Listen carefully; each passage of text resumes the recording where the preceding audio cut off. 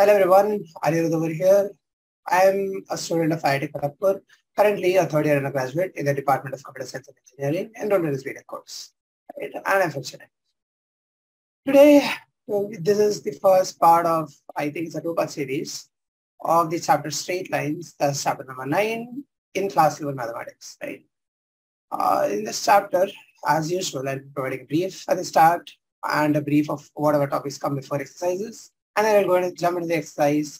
The brief won't be present for the miscellaneous because that's going to be the end chapter, right? So first things first, right? What does this chapter deal with? This is basically an introduction into geometry, that is coordinate geometry, to be more precise, right? Where we're going to deal with straight lines on the coordinate plane and how you learn to manipulate those straight lines to your basically your heart's content, right? Based on the slope, based on any point, based on any kind of twisted question that's asked, you learn to actually deal with those kinds of manipulations of the coordinate plane. Right? That's what this chapter is for, right? So first things first, you need I assume you have prior knowledge of the distance formula. That's PQ equals root of x2 minus x1 whole square plus y2 minus y1 whole square. I assume you have the knowledge about the section formula. That's the coordinates of a point dividing a line segment in the ratio m/n internally and externally, both cases of the section formula, but I guess NCERT only asks it later, right? And external means that you put a minus over here instead of plus. That's it, right? And third, you have the midpoint formula. That's a special case of the section formula where you divide the line segment in the ratio 1:1. And fourthly, you have the area of the triangle whose vertices are given by x1, y1, x2, y2, and x3. Right? Now, you also know the theorem that if the area of the triangle ABC is 0, then the 3 points along the line that there could be. Right? Here they introduce some definitions of a slope of line with tan theta, where your slope is represented by the letter M. You get to know the different formulae for the slopes. That's through the 2-point formula for a condition for parallelism and perpendicularity, where if M1 equals M2, then your lines are parallel. And if M1, M2 is -1, then your lines are perpendicular, right? So you then have the examples, and then they jump into the you have some examples dealing with the slope, and then you learn about the angle between two lines given through their slopes, right? That's tan of theta, that is the angle between the two lines, equals M2 minus N1 by 1 plus M1 M2, right? Or another angle that's going to be 180 minus theta, that's the negative of this, right? So because basically saying you have tan phi is equal to minus tan theta, right? So you can basically represent this as the acute angle between two different lines as tan of, let the acute angle be theta, equals a mod of M2 minus M1 divided by 1 plus M1 M2, right? Because this is going to be always positive, right? And if this is positive, then this is going to denote acute angle, right? So this can be a formula that you may remember. And then if they want the obtuse angle, then basically take a negative of this. The obtuse angle phi is going to have the formula tan phi is equal to minus of tan theta. That's it, right? Simple as that, right? Because no, you won't know with your choice of M2 and M1 whether this formula is going to be positive or negative. If this is going to be positive, then you are going to have an acute angle. If it's going to be negative, you're going to have an obtuse angle, right? I mean, taking a negative is not that difficult, but still, taking the mod at the start is going to remove that doubt also, right? That's what they're giving you, basically. Right? Then you have an example dealing with the angle, right? And so we jump into exercise 9.1. Exercise 9.1. Wow, class of flashcards. Right. So, number 1. Draw a quadrilateral in the Cartesian plane whose vertices are blah, blah, blah, blah. All right. Drawing the Cartesian plane. I don't want to go there. Right. This is 1. This is 2. This is 3. This is 4. 8. What do we need? We need -4, 0, 5, -4. Right. So we need up to 5. Right. And I can just explain this. This is 0. And we have -1, we have -2, we have -3, and we have minus 4, right? Excuse the drawing, this is not up to scale. If you want a really up to scale figure, then you have to use a ruler and a pencil and draw it, right? If you don't, then you're not going to get the diagram to scale. And frankly, I don't think NCERT cares, right? Sorry for that. Right? And you have on the y-axis, 5, 7, minus 5, and 2. Wow. 1, 2, 3, 4, 5, this is 6, and up, this is 7, right? And this be minus 1, this be minus 2, this be minus 3, this be minus 4, and this is minus 5, right? So, I think first they asked for minus 4, 5, right? Somewhere over here is the point. Minus 4, 5, A of minus 4, 5, right? They then asked for 0, 7. That's over here. B of 0, 7, right? And then you have 5 minus 5. That is somewhere over here, right? So you have this point, a C of 5 minus 5. And then you have D as minus 4, minus 2. That's over here, right? And so this we mark as D minus 4 minus 2, right? So you're going to basically have this line from here to here, and then from here to here, right? Excuse the curved lines over here. Just assume that they are straight lines. Right. That's fine, right? This shaded region is a region that they're expecting, right? If you really want a two-scale drawing, let me just let this go, right? I'll just find the area and I'll show you how the exact figure looks, right? The area, for the area, what you do for a quadrilateral, you basically separate this into two triangles and find the area of the two triangles, right? So I'll just make this into ABD plus it's BCD, right? Triangle ABD plus triangle BCD. That's your net area, right? This area is going to be using the formula that's described above. That's half mod x1 into y2 minus y3 plus x2 into y3 minus y1 plus x3 into y1 minus y2, right? I'm going to cut corners. Basically, I'm not going to write the whole calculation, right? So basically, I'm going to write this as half mod this x1, right? So x1 is 4 into y2 minus y3 is 7 minus minus 2, that's 9, plus 0, plus because x2 is 0, right? Over here, this is 0, right? Plus that's a minus. I can just write a minus over here. Yeah.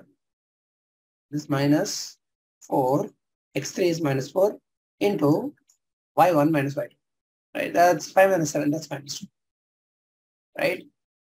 So we basically have this equaling half of 9 4 36 plus 8, that's 44. That equals 22, right? That's the area of AB. And similarly, the area of BCD is half mod, that's x1 into y2 minus y3, that's 0, plus x2, that's 5, into y3 minus y1, that's minus 2 minus 7, that's minus 9. And x3 into y1 minus y2, right? That's 7 minus minus 5, that's 12. So this is basically half mod. This is 45 plus 48. That's, so you basically have half mod 93 over here. That's 46.5, right? Square units, of course. So basically, your rate area is going to be 22 plus 46.5. That's 68.5 square units, right? Square units. There you go, folks. Your answer. Mistake, folks. This is minus 36, right? This is not plus 36. I left out a minus over here. So this is not 44, but this is 28 because it's minus 36 plus 8, that's minus 28, right? And taking a mod of a minus becomes plus. So this is basically 28 by 2. That's not 22, but it's 14, right? So this is going to be, we are going to have to subtract 8 from this final calculation. So we basically get 60.5 square units instead of 68.5, right? So your answer for the area is 60.5 square units, right? Sorry for that mistake. That's pretty soon. Right. And we have it's -4, 5. We have 0, 7, right? So we can basically get these lines, right? I'll just make this. This is -4. Right. X1 is -4. Y1 is 5. Y2 is 7. X2 is 0. And then copy paste this, right? How do I copy this? Yeah. Then give the commands for X3, Y3, that's 5 minus 5. And -4, -2. Right? So if I have to join these 2 points, then is what? X equals -4. Right? And these 2 points, they are y minus 5, y plus 2 is something into x plus 4, right? The something is y minus y by x minus x1, that's going to be -3 divided by, and finally this time, this is 2, right? Again, it's going to be y plus 2 equals something times x plus 4. And that something is going to be y2 minus y1, that's 7 minus -2, that's 9, divided by x2 minus x1, that's 0 minus -4, that's 7. This is 0 minus 5, that's -5. Here you have 7 minus -5, that's 12. And then you have here it's x minus 5. Here it is 5 plus 5. Right. So basically, this quadrilateral, 7, this is 0. Right. So basically, this quadrilateral is what you're looking for. Right. This is going to be the figure that you have to show. Right. Right. And the area is going to be 60.5 square units. Question number 2. Right. The base of an equilateral triangle with side 2A. So the midpoint of the base is at the origin. So first things first, for most questions in coordinate geometry, not only straight lines, but also conic sections and also other, 3D mostly. Try drawing the figure first and then figure out what you have to find and how you have to find it, right? Because in most cases, you will see that a simplistic answer exists from the graph when you have to do a whole lot of things in your calculation, right? Yeah. So we have base of an equilateral triangle of side 2A lies along the y-axis such that the midpoint of the base is at the origin, right? So basically, this it lies along the y-axis. This is y, this is x, and so we have this of length a, this of length a, because the side is of length 2, right? So basically, this is minus a and this is plus a, right? This is 0, minus a, 0, plus a, of course, the points. But really, since it lies on the y-axis, should be pretty obvious, right? And since it's equilateral again, basically have this to be your to be the other 2 sides, and this side, this point is going to be root 3a by 2, if I'm not wrong. And this point is going to be root 3a. It is, you won't have the a by 2, right? So basically, we have is the point 0, a, 0, minus a, root 3a, 0. Right? This is root 3a, 0. The sides, these sides are of length 2a, this side is of length 2a, this is the altitude, and then this side is of length 2a. All right. Find the vertices of the triangle. We have already found them actually. But how you find this is basically you have this point, you have this point, right? And so you also know that this angle is of length, this angle is 60 degrees, right? And this angle is 30 degrees, of course, right? So basically, if you take this as x comma 0, because we all know that an equilateral triangle is perfectly symmetrical. And so if the midpoint of the base is at the origin and your base is going to be parallel to the y-axis, then the other vertex is going to lie on the x-axis, of course. It's a no-brainer, right? And so you're going to basically have this, this point is going to be x comma 0. And if you're going to have this x comma 0, this length, this is going to be of length x, and your tan 30 degrees as 1 by root 3 is equal to a divided by x, right? And so x is equal to a root 3. That's your answer. And so you find this point is root 3 a comma 0, right? This is going to be a, this is going to be b, this is going to be c, right? You usually name your figures in the anti-clockwise direction, right? Even if you do it clockwise, nobody actually gives a damn, but this is kind of a naming convention. So follow this, right? A, B, C, something like this, usually in anti-clockwise direction. All right. Right. Now, figure that this is not the only triangle that you can get, There is another triangle that you can draw with the same, with the exact same conditions as mentioned in the figure, as mentioned in the question, right? That is going to be something like, if this is y and this is x, this is x plus x. So you're going to basically have this to be a, this to be minus a. Your base is going to lie along this line, right? I'll just mark it in a different color. Your base is going to be here, right? Think it's a straight line, right? This is going to be 0, comma a as a point. This is going to be 0, comma minus a, right? And then you're going to have this point over here, right? Okay, it's straight line now. And I go to student, right? So we basically have these two lines, right? This triangle is also going to exist. That's going to be this is going to be minus root 3 a comma 0, right? Right? And that is going to be the only difference between this triangle and this triangle, that this is going to be a flip side of this triangle, right?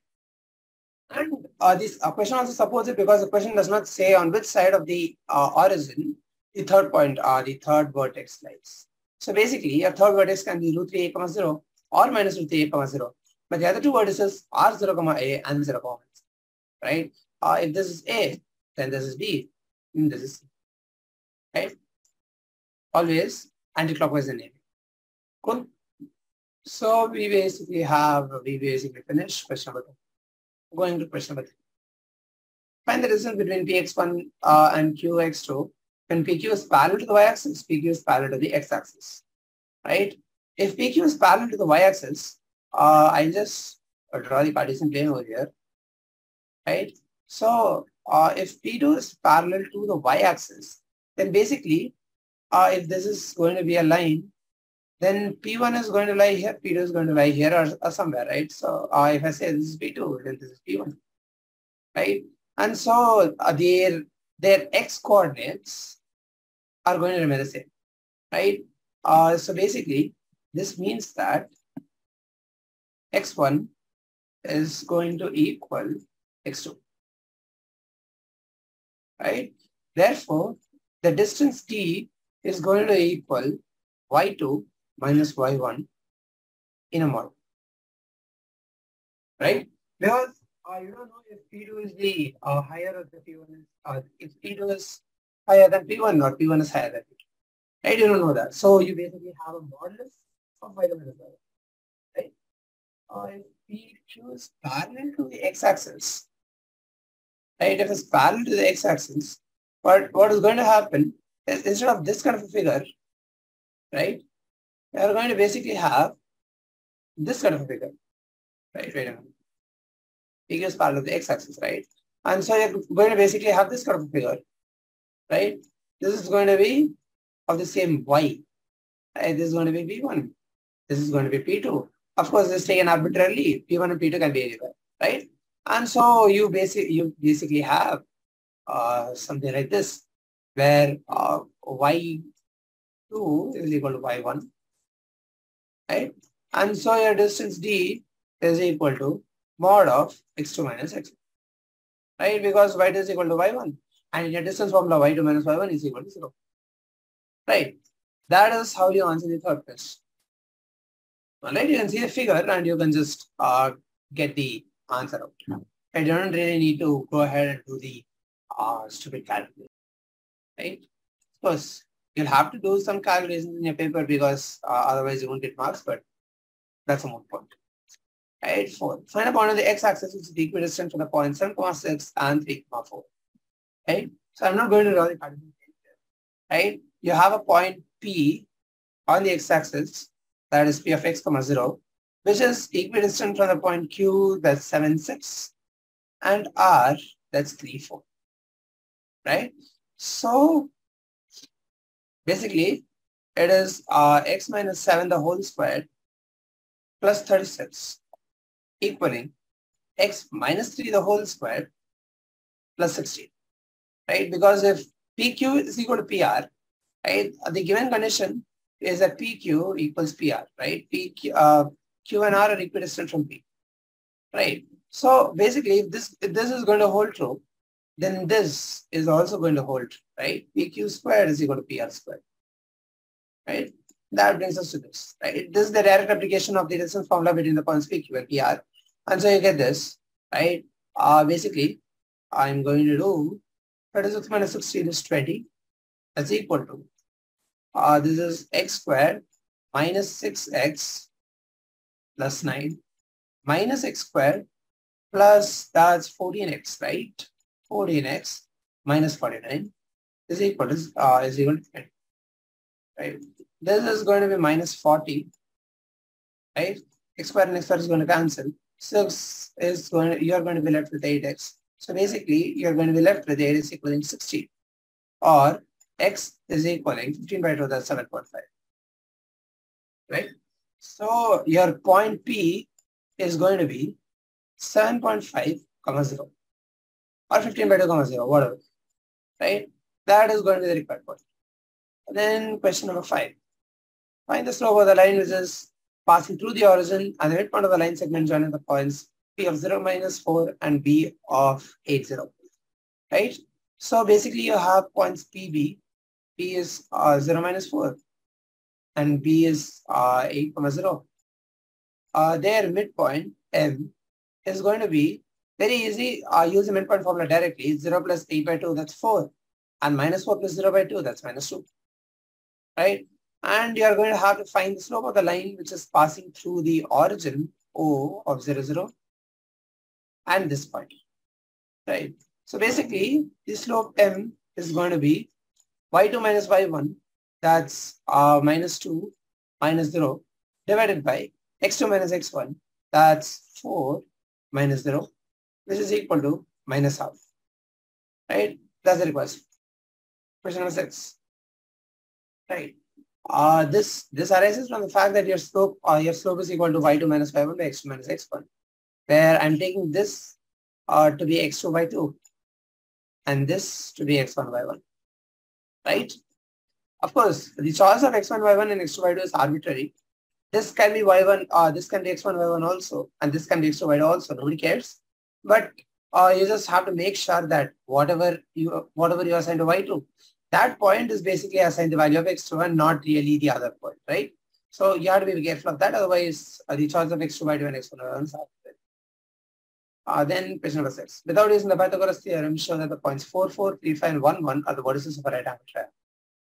Right. So basically, over here, what you have to do is you have to show that any two lines formed by these 3 points, right, are going to be perpendicular to each other. Right? That's going to be shown by the formula m1 m2 x minus 1.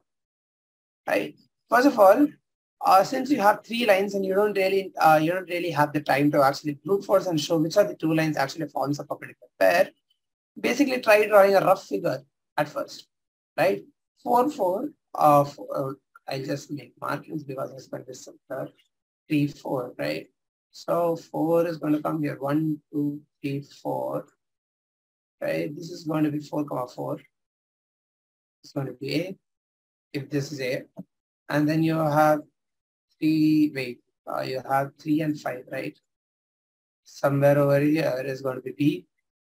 And -1 is going to lie somewhere over here. Somewhere over here is C, right? So basically, you are going to have this kind of a triangle, right? And you can see that the only place where you can expect a right angle to form is either over here or over here, right? So first try CBA at angle B, right? So we'll first find the equation, we'll first find the slope of the line BC. That's 3, 5 and -1, right? So basically the slope M1 is going to be, or MBC, whatever, is going to be y2 minus y1, that's -6, divided by x2 minus x1, that's -4, which is 3/2, right? And then we have BA, the line BA, whose slope is M2 is equal to that, M2 is equal to, we have what, this BA, right? BA is here, that's 5 - 1, 5 - 4, that's 1, divided by, this is 3 - 4, that's -1, which is -1, right? So we can basically see that BC into BA is not equal to -1. And so angle B is not the right angle. This is not the right angle, right? Otherwise, you can have a right angle at D. You can't have a right angle at C because the two lines are basically too close to each other to form even a rough right angle, right? To check it out here, we need to find the slope of AC. That is M3 equaling this one, AC, right? This is -5 by 8. Yeah. This is -5 divided by -5. That is 1. Right? So we get the fact that M3, M2 is -1, which means that angle A is 90 degrees, right? Because the only place where BA and AC intersect each other is at A. Since BA and AC are perpendicular to each other, that means that this angle is 90 degrees, right? So we have proved the fact that these 3 points are the vertices of a right angle triangle without using a particulars here. Question number 7. Find the slope of the line which makes an angle 30 degrees with the positive direction of y-axis which is anti-clockwise. Basically, this way, right? 30 degrees with the positive direction of y-axis measured anti-clockwise. Basically, this is what I mean, right? Since this is 90 degrees, that makes this net angle to be 120 degrees, right? Because it's 90 plus 30, which is 120, right? So basically, you have slope is equal to tan of 120 degrees, that is minus tan 60, that's -2. All right, that's it.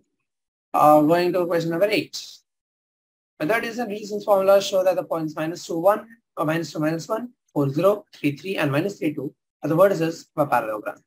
So over here, since we are not using the distance formula, that means that we have to show that two lines or pairs of 2 lines are going to be parallel, right?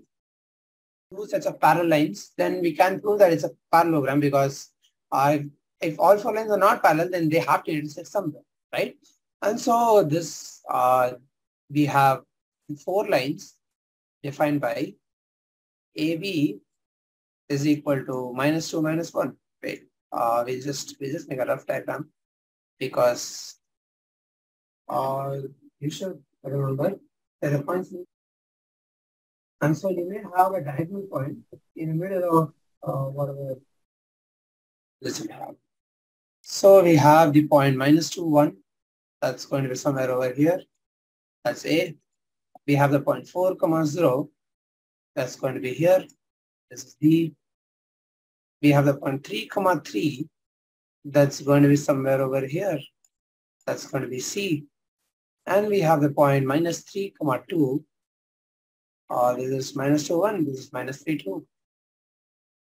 -2, -1. So it's basically over here.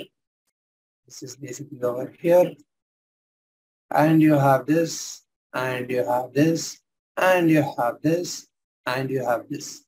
right? The diagram itself almost is a parallelogram, right? But this is not round the scale, remember. So we can basically see that these points are given in order and you have the potential parallel pairs AB and CD, right? ABCD and ADBC. So we basically find the slope of the equation, slope of the line AB, M of AB, as is 1 minus 0 minus minus 1 is plus 1 divided by 4 minus minus 2, that's 6, right? And M of BC is equal to, then 4, this is 0, 3, right? So that's minus 3. 0 minus 3 is minus 3 divided by 4 minus 3 is 1. Right. M of CD is going to be 3 minus 2, that's 1, divided by 3 minus minus 3, that's 6, which is equal to MAB. Right? First thing. And M of AD is going to be this 2 minus minus 1, that's 3, divided by minus 3 minus minus 2. Right? That's minus 3 plus 2, that's minus 1. Which is minus 3, which is M of BC, right? Therefore, we have hard proof that your slope of line AB is equal to slope of line CD and slope of line AD is equal to slope of line BC. So this is going to be parallel, this is going to be parallel, right? And so because we have two sets of parallel lines, we basically have a parallelogram on our hands here. Therefore, ABCD is a parallelogram, right? That's basic. Right. And then you have what? This is question number 9. Find the angle between the x-axis and the line joining the points 3 minus 1, 4 minus 2, right? So the slope of the line M is going to be minus 1 minus minus 2 divided by 3 minus 4, which is minus 1. All right. This is minus 1. Because this is going to be 2 minus 1, that's 1. This is going to be 3 minus 4, that's minus 1. All right. If this is minus 1, then basically your tan theta is going to be, your line is basically going to be something like this, that this angle is 45 degrees. Right? And so your angle between the x-axis and the line joining the points, if this is the x-axis, the line joining the points 3 minus 1, that's going to be 3 minus 1, and 4 minus 2 over here is going to be something like, this is 2, 0, let's say. It's going to be a straight line down, straight line up. This is going to be an angle of 45 degrees. And this angle is going to be 135 degrees, right? In the anti-clockwise sense and not in the clockwise sense. And this is going to be 45 clockwise from x-axis. The angle that they've asked for, theta, is going to be equal to, this is basically tan inverse of M2 minus M1, right? That's minus 1 minus 0 divided by, yeah. So basically using the formula instead of the graph over here. From the graph, we get that the angle is 135, right? I'm just doing the formula so that you also get used to the formula being used. And so this is going to be tan inverse of mod of minus 1 minus 0 divided by 1 plus minus 1 into 0, right? Which is basically tan inverse of mod of minus 1, which is used, which is 45 degrees, right? But the problem is the acute angle is going to be clockwise. The obtuse angle is what is going to be anti-clockwise, right? And so your the value needed is phi and not theta. That's actually phi minus theta, right? It's phi minus theta. This is pi by 4, right? Which is 3 pi by 4, which is 135 degrees.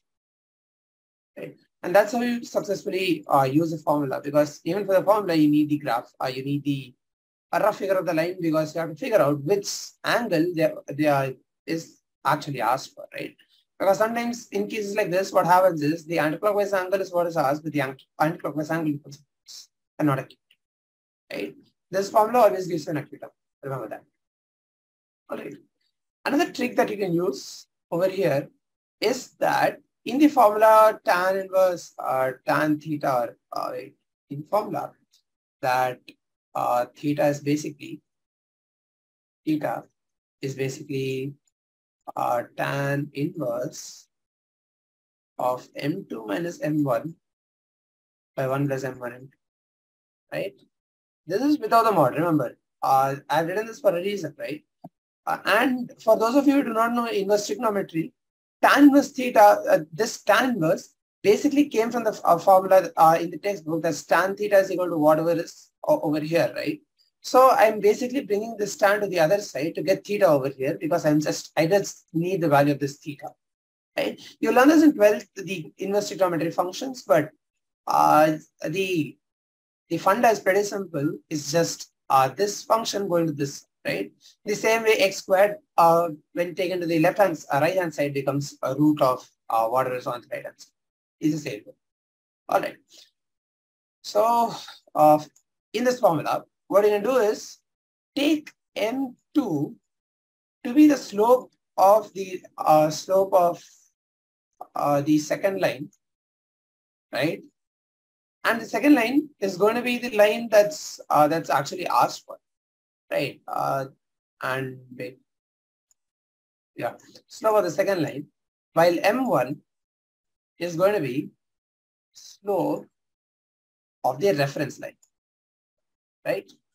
What I mean by reference line is the fact that in some questions what you're going to see is some wording like find a slope of line L blah blah blah with respect to, or find these instead of the slope, find the angle, right, with respect to some other line M blah blah blah, right? I don't care what line this is, but basically the wording of the line will go like find the angle of first line with respect to a second line, right? Over here this line is going to yield you M2, well, this line is going to yield you M1. Or basically, this M is going to be the reference line because this is what is your reference, right? You're going to find the angle of this with reference to this. All right. So this is going to be the second line. This is going to be the reference line. That's what I mean by this. All right. And this value is always going to be anticlockwise, right? Because this value is always going to give you an anticlockwise angle because this is not sine. This is not a mod. This is sine. Right? So basically that's a trick you can use, but you have to remember that this is going to be sine, and this is going to be the format that it uses, right? M1 is always going to be a reference line and M2 is always going to be the second. You cannot interchange this and expect the answer to remain the same. If you're going to get confused with this, follow the theta phi pattern, draw the diagram and figure out what angle you need to use, right? What angle you need to get the answer. This prevents a lot of confusion. That is a shortcut. All right.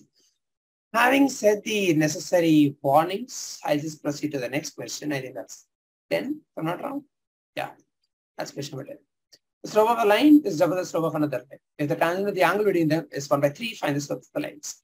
So basically, we are given that M1 is equal to 2 times M2. Right? If the tangent of the angle between them, that's M2 minus M1 by 1 plus M1 M2 is 1/3. Right? Since this is positive, I'm assuming that this is going to be what? This is going to be a modulus, right? So we are going to have two different possibilities for the pair of M1 M2. All right. First of all, let's say that this is going to be tan theta is going to be 1/3. So tan theta is going to be mod of M2 minus M1 and not this. Why have I written a tan? Right? Tan of theta is 1/3. This is tan of theta. This is the angle theta. Right? So mod of M2 minus M1 by 1 plus M1 M2 is 1/3. M1 is equal to 2M. Right? So basically, I'm going to simplify this mod expression in terms of M2, just M2. This is going to be minus M2 divided by 1 plus 2M2 squared is equal to 1 by 3, right? Or you are going to basically get this to be if M2 is positive, right?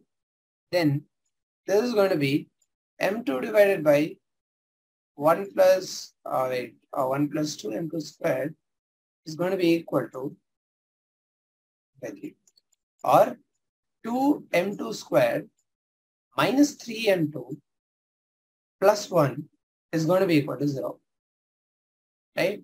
This is going to yield you the answer M2 is equal to minus B plus minus root of B squared minus 4AC divided by 2A. That's going to be equal to 3 plus minus 1 by 4. That's going to be equal to 1 or 1 by 2, right? Then M1 is going to be either 2 or 1, right? So if that's the case, then you have this is going to be two possibilities. The other two possibilities arise if M2 is less than 0, right? Then you'll have 2M2 squared plus 3M2 plus 1 equaling 0, which yields you the answers minus 3 plus minus 1 divided by 4. That is either minus 1 or minus half, right? Right? And all four possibilities are possible because you don't have any other condition to just make sure that you can eliminate any of the possibilities, right? This means that M1 is either minus 2 or minus 1, right? Therefore, you have four possible pairs of M1, M2. That's 1, 2. You have, this is 2, 1. You have 1, half. You have minus 2, minus 1. And then you have minus 1, minus half, right? Because M1 is twice of M2. That's what you've taken, right? These are the four possible pairs of the answer, right? You have four answers over here. That's question number 10. Finally, coming to question number 11. Align process through x1, y1, and hk. Right? The slope of the line is m, so that this condition holds true. All right. So basically, we have the fact that m is equal to y2 minus y1, that's k minus y1, divided by x2 minus x1, that's h minus x1, right? Therefore, m times h minus x1 is equal to k minus y1. Right? That elementary proves what this whole formula is. All right. Going to question number, going to exercise 2. What we have here in exercise 9.2 is going to be the different forms of the expression of the equation of a line in the Cartesian plane, right? So first of all, over here we basically see the elementary cases, that's the horizontal and the vertical lines. That's going to be y equals a or x equals b, right? And these are going to be lines parallel to the axis, right? Then you have the first form, that's a point slope form, right? You are given a point x0, y0 and a line whose slope is n, right? Then you will have the line defined by the slope, that's m equals y minus y0 divided by x minus x. Or you have the first form, that's y equal to m times x minus x naught plus 1, right? Or y minus y0 equals m into x minus x naught, whatever. Nobody gets, right? Is going to be the same expression. And this is going to be the first form. That's going to be the point slope of the previous form. All right. This is how you define it graphically. This is a line passing through the point P0 and the point Pxy with a slope m, right? This is point slope form. The second form is going to be the 2-point form, where you are given two different points, P1 and P2, and you are asked to find the equation of the line, right? This is basically going to be y minus y1 is equal to y2 minus y1 by x2 minus x1 into x minus x1. right? You can see that this is eerily similar to this form, where instead of this m over here, you're substituting an expression for the same m with respect to the two different points that are given, right? And so you can basically write this as y equals y2 minus y1 by x2 minus x1 into x minus x1 plus y1, right? Same expression. This is going to be the 2-point form, the 2b form, right?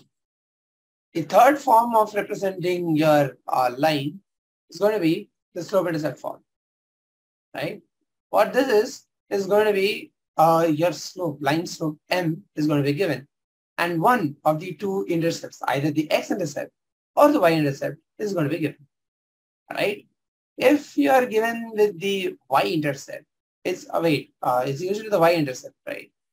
That's going to be given, right? So if you're given with the y-intercept, then your line form is going to be y minus c is equal to m into x, right? Because the other thing over here, if you use the point slope, it's going to basically be an extension of the point slope form. But this is going to be y minus c is equal to mx, or y equals mx plus c, right? This form is going to be the most widely used form or widely seen form because it's very useful, very, very useful in building cases, right? This is going to be the slope, the SI or the slope intercept form, right? SI1, because there are two intercepts. Any of the intercepts can be used to make the line. And so you're going to have this y equals mx plus c, right? The other form of the slope intercept is going to be if you're given the x-intercept, that's going to be y equals m times x minus t, or y equals mx minus m, right? If you write your md as a constant c, then basically you get out y equals mx plus c, which is this form, right? They are basically equivalent, but this is just to illustrate the fact that if you divide c by m, you get the x-intercept, all right? So basically the x-intercept d is equal to the y-intercept c divided by the slope m, right? That is something you can use in some questions if you want a quick answer, all right?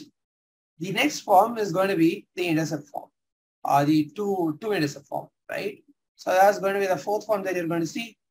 This is going to be x by a plus y by b equals 1, right? This is the two intercept form, 2 by form, right?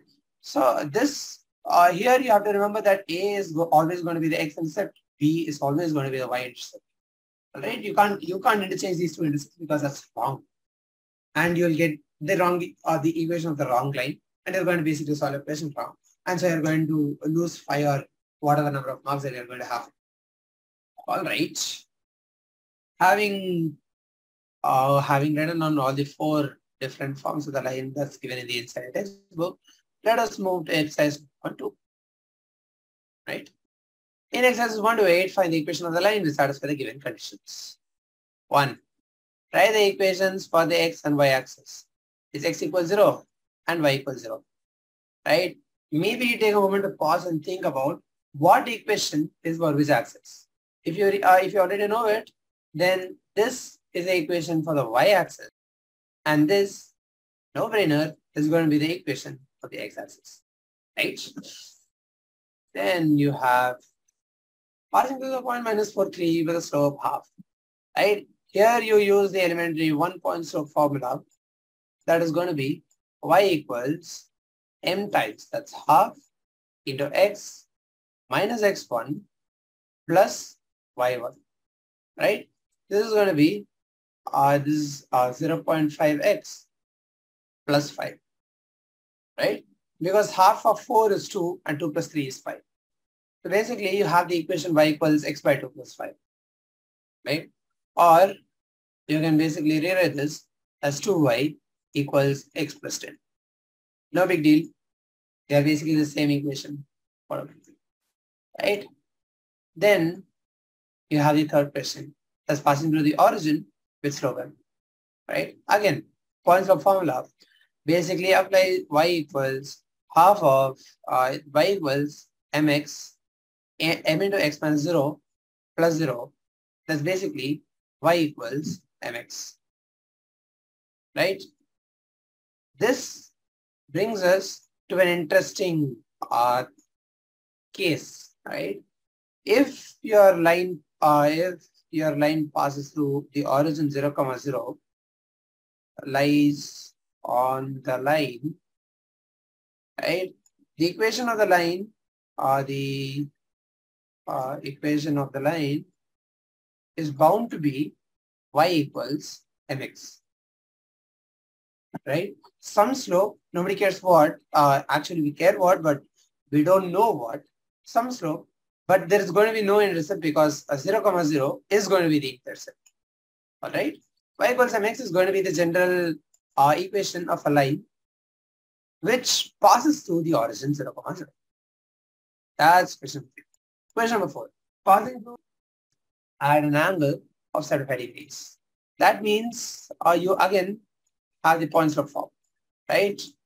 Since it's inclined with the x-axis at an angle of 75 degrees, tan 75 degrees is going to be your slope m, right? Which is, if you remember your classes correctly, is root 3 plus 1 divided by root 3 minus 1, all right?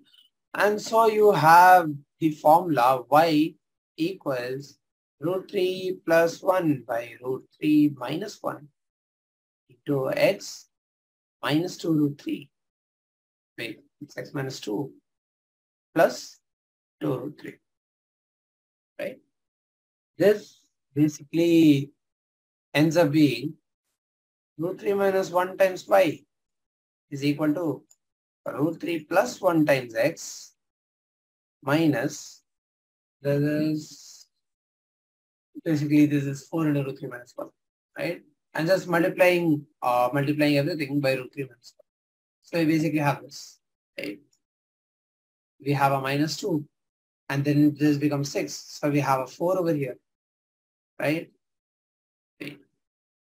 Plus, right?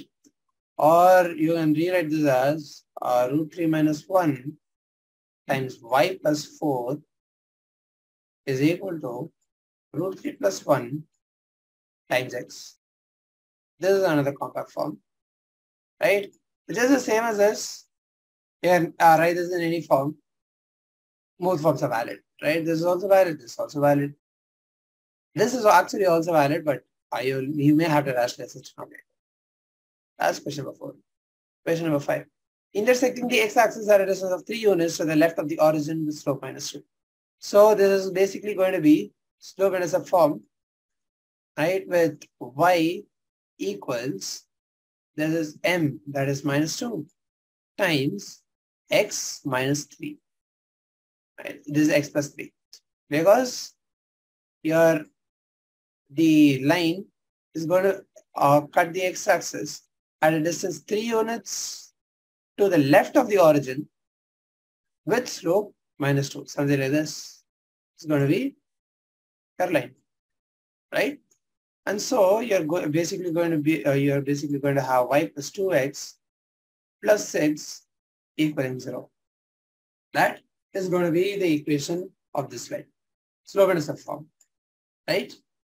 Question number 6. Again, intersecting the y-axis at a distance of 2 units above the origin, making an angle of 30 degrees with the positive direction of the x-axis. Basically, drawing the Cartesian plane again, you are going to have this intersecting the point at 0, 2 units above the origin. And you can see that it's above.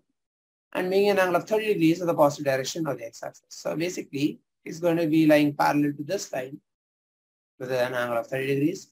And so it's going to be something like this, right? With the extension of y equals 2, it makes 30 degrees.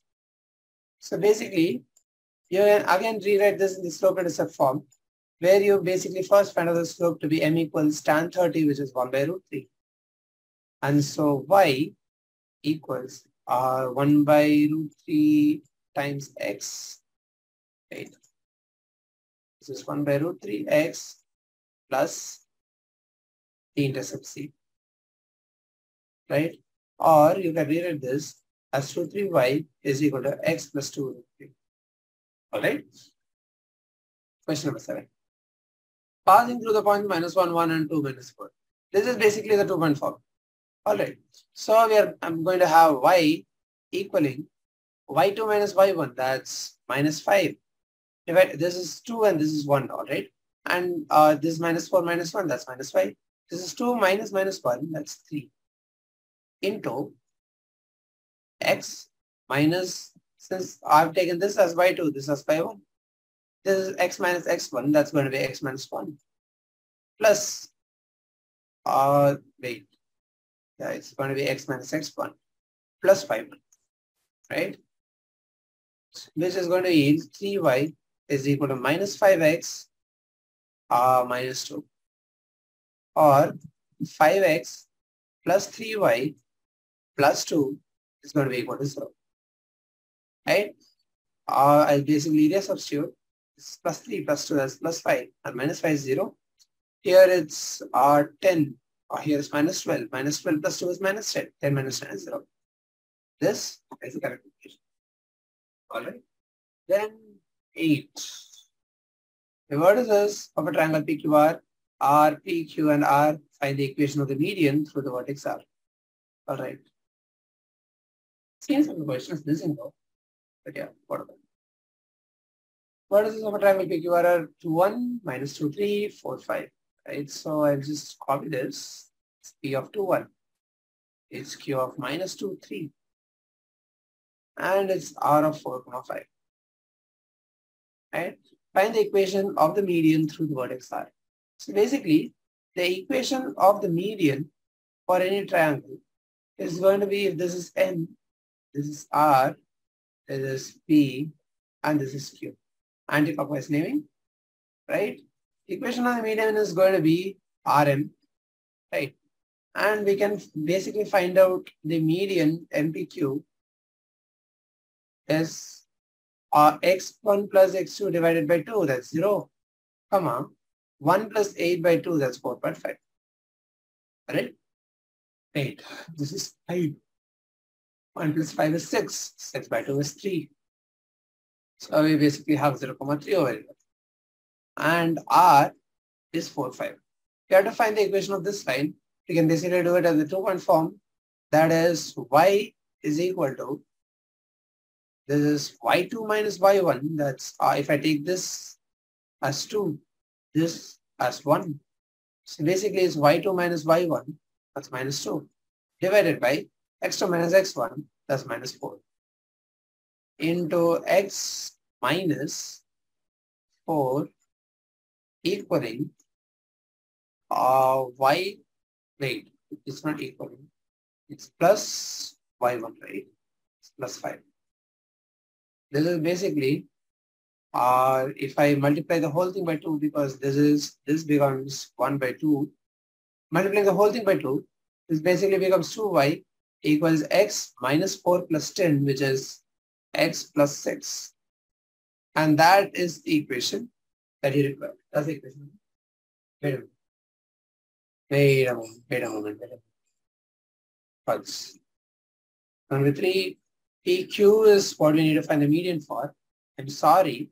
So this is going to be 1 plus 3 is 4 divided by 2. That's going to be 2 over here and not 3. So we are going to have to erase this whole thing. A second. We're going to have to erase this whole thing. This whole thing. Let's just rewrite this, right? So we are going to basically use the 2-point form. That's going to be y equaling y2 minus y1. I'll just make a quick correction. I'll take this as 2 and this as 1, because this has an exponent 0 and I don't really need to subtract and figure out what is what, right? So this is going to be 1, this is going to be 2. Y is equal to y2 minus y1, that's 3, divided by x2 minus x1, that's 4, into x plus y1, right? That's 2. Okay. And multiplying the whole thing by 4 is going to be 4y is equal to 3x plus 8. That is going to be the formula of the median.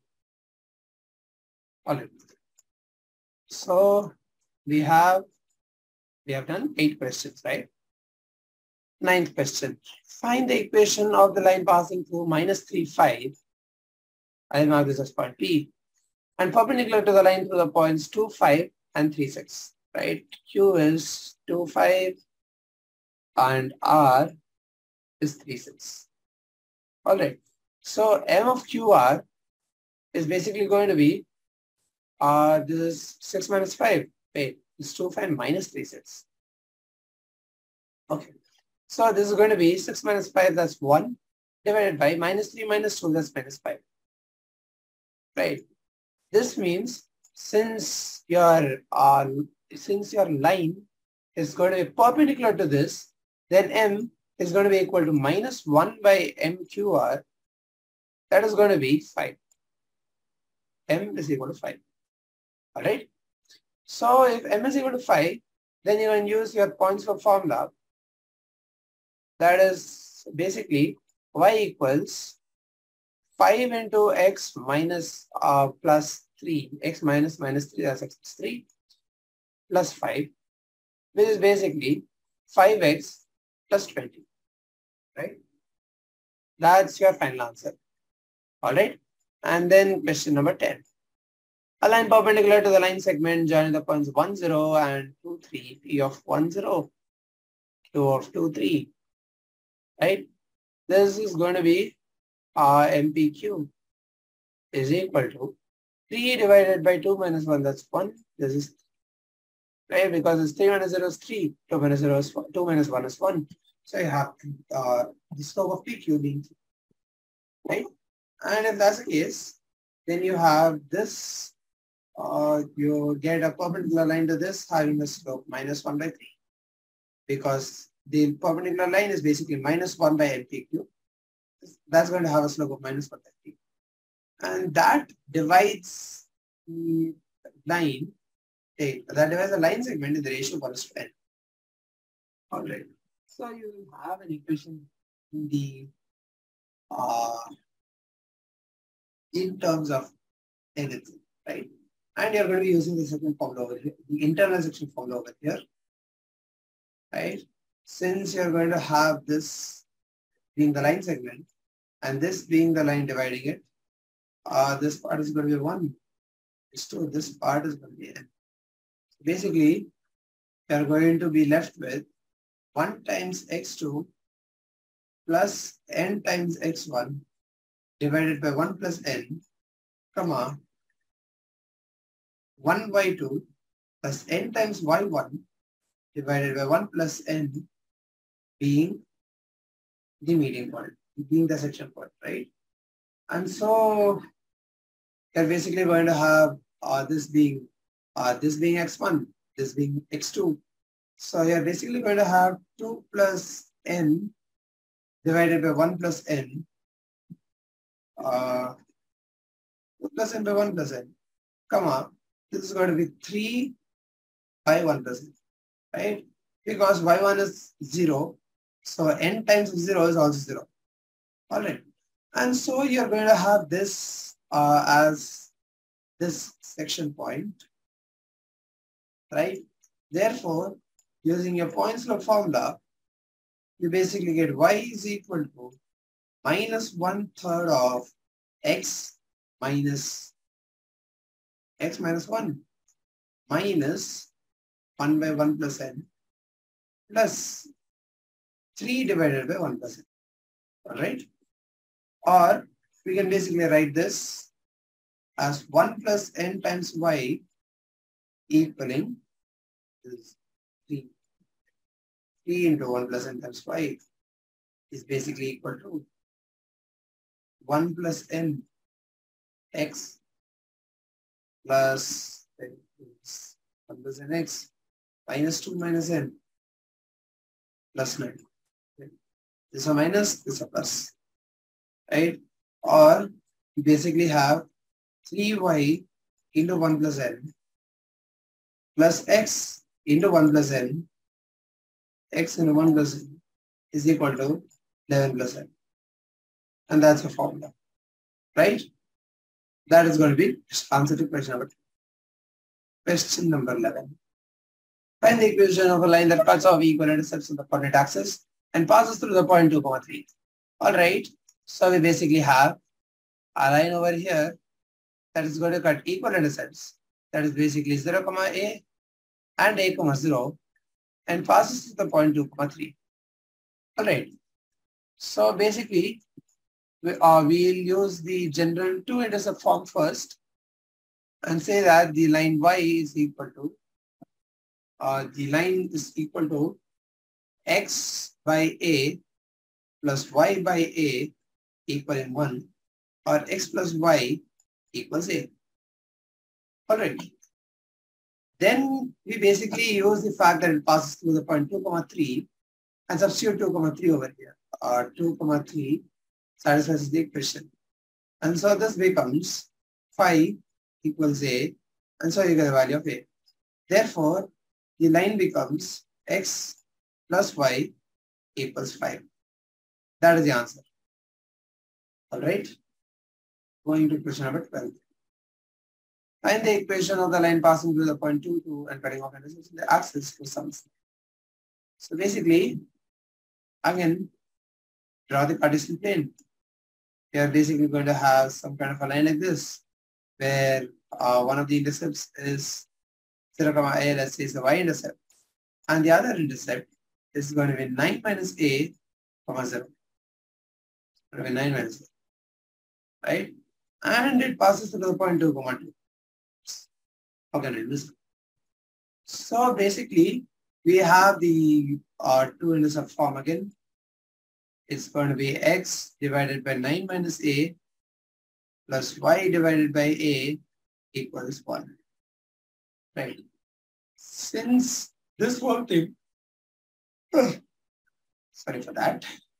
Since this whole thing passes through 2, 2, we are going to be left with 2a plus 18 minus 2a is going to be equal to, this is going to be 9a minus a square.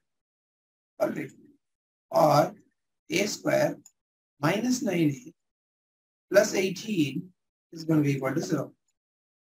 A is going to be equal to 9 plus minus square root of 81 minus 4 times 18, that's 72, divided by 2. This is basically 9 plus minus 3 by 2. That's going to be either 3 or is going to be either 3 or 6. Therefore, we basically have the equations x by 3 plus y by 6 equals 1 or x by 6 plus y by 3 equaling 1. Any one of these two equations passes through the point 2, 2, which you can, okay, I think I should just open this, right? This is actually a really good site. Maybe just take a note of it. It's justnotes.com, and you can basically use a graphing calculator over here. It's very useful in visualizing what happens there. And I'll just mark the point. You can see that 2, 2 occurs on the line x by 3 plus y by 6 equals 1. The same thing occurs when I switch denominators, right? You can see that the point 2, 2 lies on this side, right? All right. Question number 13. Just know a bit. Find the equation of the line through the point 0, 2, making another 2 pi by 3 with a positive x-axis. All right. So first of all, m is equal to tan of 2 pi by 3, that's minus 2, 3. You have a point P of 0, 2, right? Using the Poisson form, you basically get that y is equal to minus root 3 times x plus 2, right? Or y is equal to minus root 3x plus 2. Or you can use the slope intercept form, whatever, both work, right? Because 0, 2 is not only a point, but it's also an intercept. It's the x-intercept, right? Find the equation of the line parallel to it and crossing the y-axis at a distance of 2 units below the origin. So basically, they are asking you to find the equation of a line that has a slope of m equals minus root 3, and it passes the y-axis at 0, minus 2. So basically, for this, use the slope intercept form. That's y equals minus root 3x plus 2. Wait, this is minus 2. Right? This, oh wait, this is the y result. Sorry, I think I said before that this is x in the set. I'm sorry, this is a y result. Right? And so we basically have this being the equation of the original line, this being the equation of the new line. This is y equals minus root 3x minus 2. Right? The original line passes somewhere something like this and intersects the y-axis at 0. Wait a moment. Basically, this line. Something like this line. Because the slope is m is equal to minus 2 and not plus 2. Alright? So you have two equations of y equals minus 2x plus 2 and y equals minus x. Alright. Given 14. The perpendicular from the origin to a line set at the point minus 2, 9. Find the equation of the line. Find the equation. So basically, we have line from the origin to the point 2, 9 minus 2. So basically over here, this is minus 2, 9. And this line is perpendicular to this line, right? So first of all, to find out the slope of this line, let this be m1. We know that m1 is equal to 9 minus 0 divided by minus 2 minus 0. That is basically minus 4.5. Right?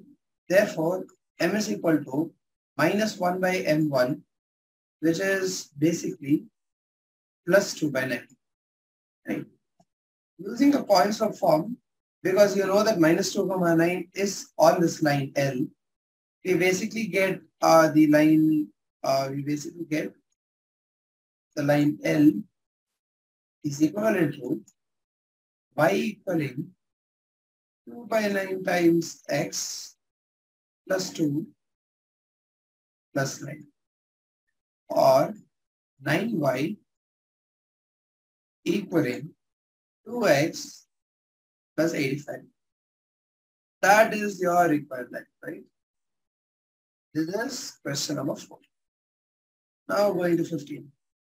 The length L in centimeters of a copper rod is a linear function of its Celsius temperatures.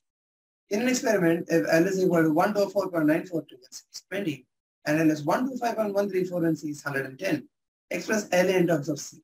Basically, you're given 2 points and you are asked to express L as a straight line, right? So basically, we have we use a 2-point form again here, where I gave you the condensed form or the more easier to write form. That's basically y equals y equals. I'm writing the formula here. That's not it's not this. It is not something like it's not exactly an answer to the question. This is the formula that I'm writing. This is going to be y2 minus y1 divided by x2 minus x1 into x minus x1 plus y1. Right? So, since we need L in terms of C, y is going to basically be L and x is going to basically be C. This is the independent variable, this is the dependent variable, this is the independent variable. Right? And so L is equal to, we can basically write this as L is equal to L2 minus L1, that is 125.134 minus 124.942 divided by, this is 110 minus 20 as 10 into x minus 20 plus 124.942. All right. This is basically equal to, just give me a moment, 0.192 by 19 is C minus 20. Right. This is not x, this is C. I'm very sorry. Right. This is equal to 0. This is plus 124.942. Correct? Since this value is going to be really small, I'm not really bothering to expand this, and I'm just going to keep it this way. So L is basically equal to, I'll just zoom out. L is going to be equal to 0.192 590 into C minus 20 plus 124.94. That is your final answer. Right? You may simplify this further, but it does not matter because these values are quite small and this is going to be an acceptable level. All right. Going to question number 16. Here now, from instead of finding that you can sell 980 liters of milk each week at 14 per liter and 1220 liters of milk each week at 16 per liter. Assuming a linear relationship between selling price and demand, how many liters could you sell weekly at 17 per liter? So basically, we have some kind of a relationship between the number of rupees per liter and the number of liters he sells, right? Let the per liter amount be X, the number of liters he sells be Y. And so we have the first pairing this, we have the second pairing of 16, 1, 2, 2. Therefore, you can use the 2-point form of a line and linearly extrapolate that Y is going to be equal to Y2 minus Y1, that is 140, it is 240, divided by X2 minus X1, that's 2, into X minus X1 plus 5, right? This is basically 120. So we have that Y equals 120 into X minus 14 plus 90, right? Therefore, when X is equal to 17, since that is what they've asked for, Y is equal to 120 into 3 plus 980, which is basically 1220 plus 120. That is equal to 1340 liters. Right? That is your final answer. Just a moment. Yeah. Basically 1340 liters is the final answer. Right. Question number 7. P of AB is the midpoint of a line segment between axes. Show that the equation of the line is x by a plus y by b. All right. So we have this line, right? And here, this is the point P of A comma B. This is going to be Q, this is going to be R. These are the two intercepts classes, right? We are given that P is the midpoint of QR. Let Q be 0, y and R be x, 0. Or let it be y1 and x1, since we don't need to really confuse ourselves with y and x. Exactly. Right? So we have this to be A, B being equivalent to this is x1 by 2, y1 by 2. Therefore, x1 is equal to 2 times A, y1 is equal to 2 times. Right? So finally, we can use the two-intercept form and basically get the equation of the line as x by x1 plus y by y1 is equal to 1. Or x by a 2a plus y by 2a is equal to 8. It's y by 2b is equal to 1. Or basically x by a plus y by b is equal to. This is the given equation, right? Therefore, all right. Question number 18. Point R HK divides the line segment between the axis and the ratio 1:4. Find the equation of the line. This is pretty similar to what we have done over here, except for the fact that here you are going to use the general section formula and not really the midpoint formula. Okay. So we have again the coordinate axis, a random line. This is R of x1, 0. This is going to be cube of 0, y1. And somewhere over here is going to be your point R of HK. Then this is not R, wait. This is not R, this is going to be P. Alright. Since you are given that P is R is going to divide your line segment in the ratio of 1:2, right? I assume that is going to be QR is to RP as 1:2, not from here to here.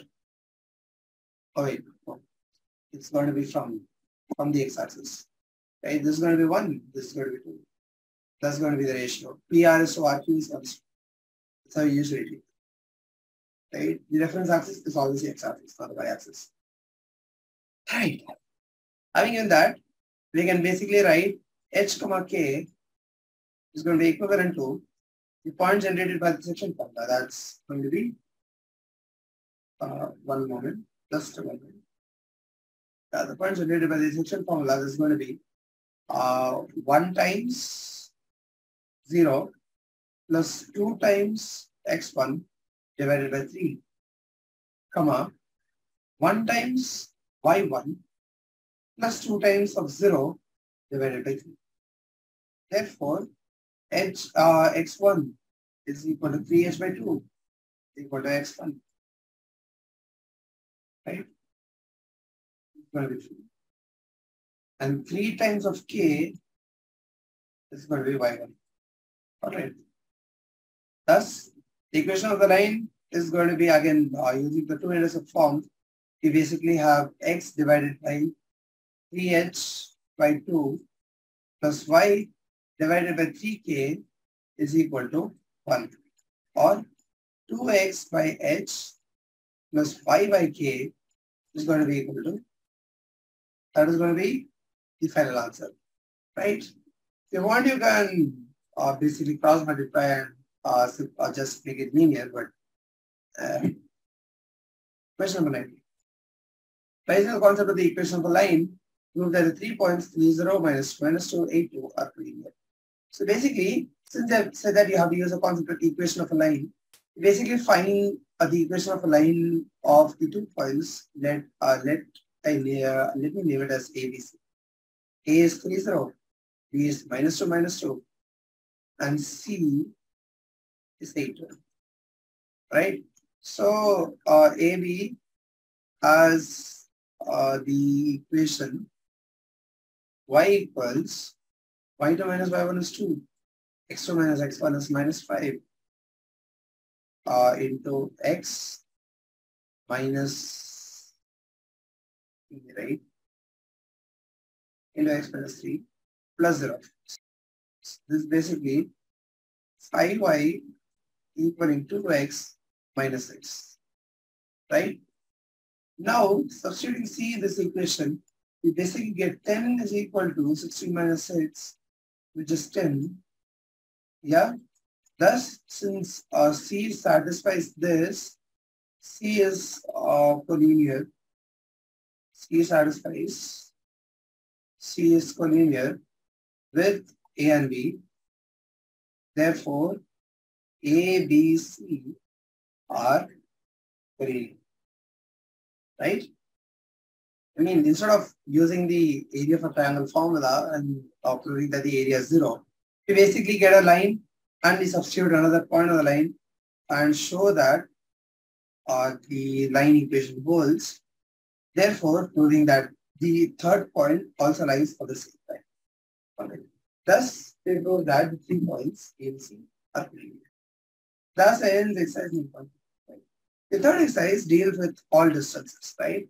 First thing is the distance of a point from a line, which is then extended in 3D geometry in class 12 to a distance of a point from a plane. It's going to have this almost the same equation. So just read the theory behind this properly, right? So you basically have a line L, which is represented by capital AX plus BY plus capital C is equal to 0. And then you have a point x1, y1, right? You mentioned that the distance is small d, right? Basically, you're drawing this kind of a triangle with the two intercepts and the altitude, right?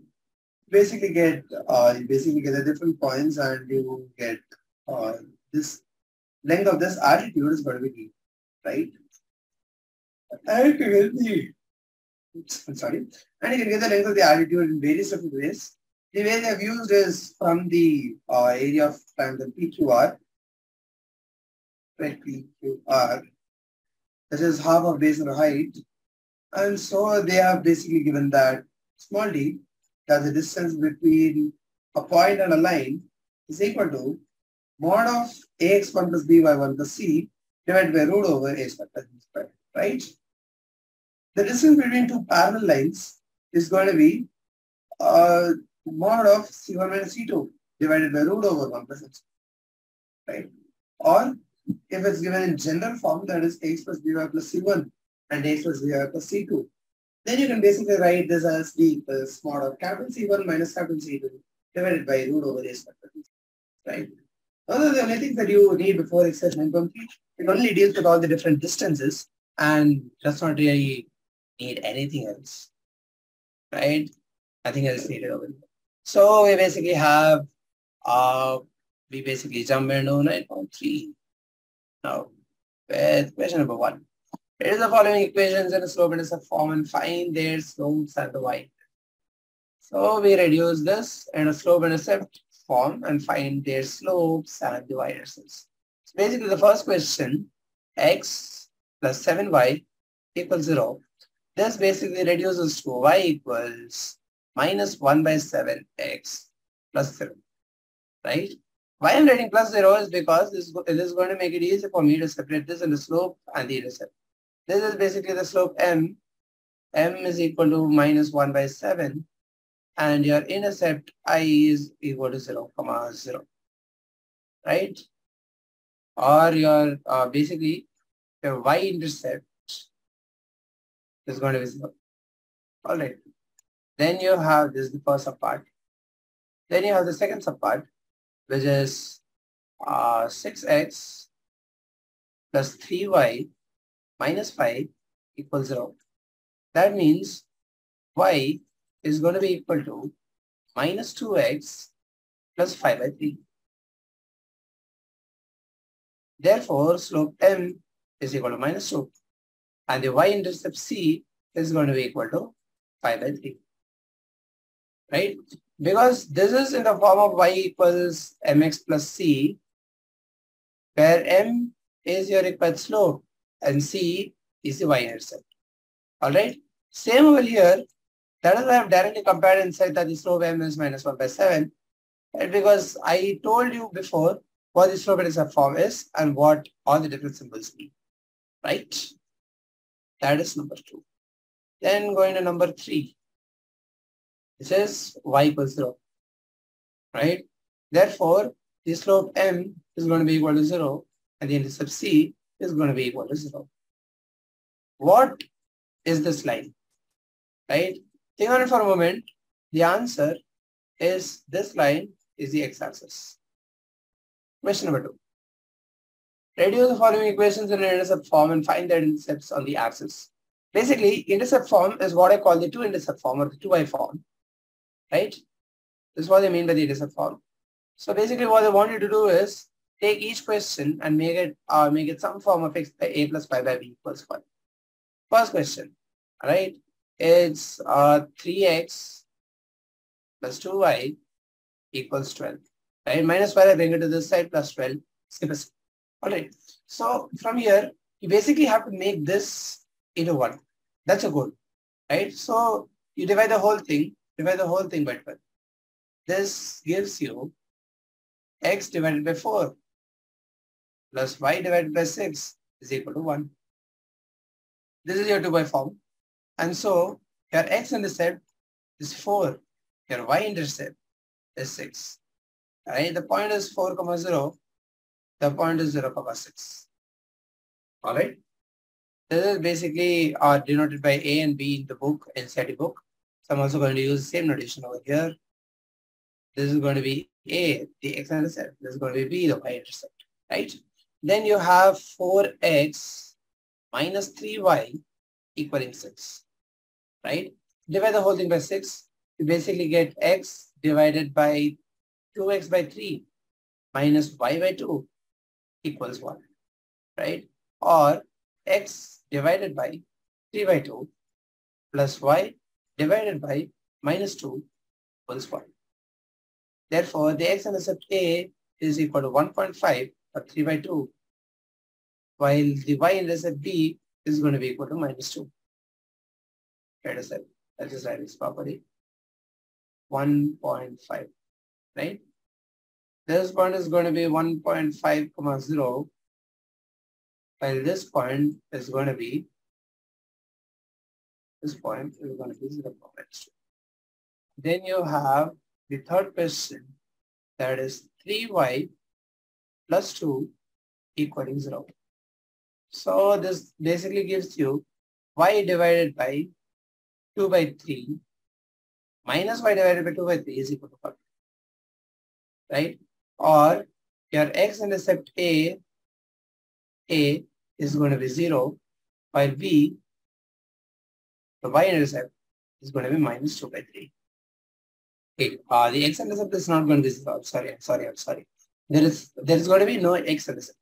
Basically, A does not exist, right? A does not exist, right? B is minus 2 by 3. A is not 0.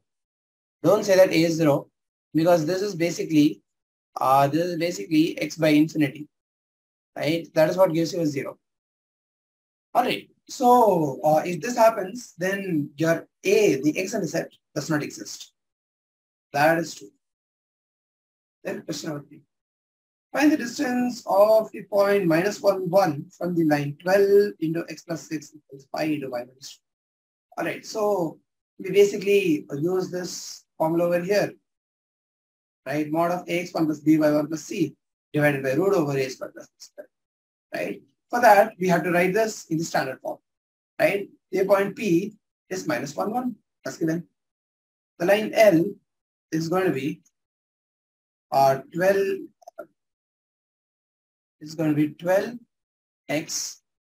plus 72 equals 5 times y minus 10.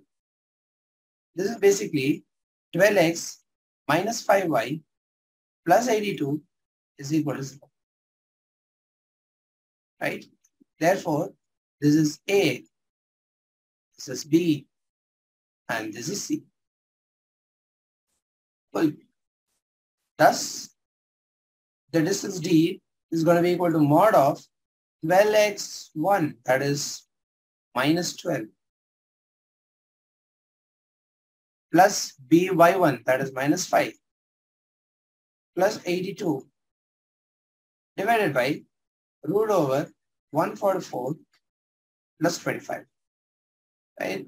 Because this is 12 squared, this is 12 squared, this is 5 squared, right? This is basically modulus minus 17 plus 82 divided by root over 169. This is basically 65 divided by 13, that is 5. That's your answer, right? Question number 4. Find the points in the x-axis whose distance from the line this are 4 units. All right. So basically, we have points on the x-axis p of x, 0, right? And just wait, just make this x, 0. All right. Whose distance is from the line x by 3 plus y by 4 equals 1 or 4 units? That's okay, fine. So we basically have the line in the standard form, x by 3 plus y by 4 minus 1 equaling 0. All right.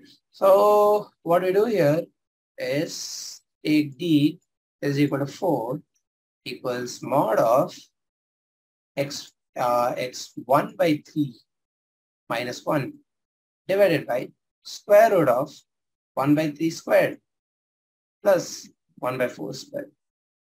This is basically, this is 16 into 9 divided by 144. So this is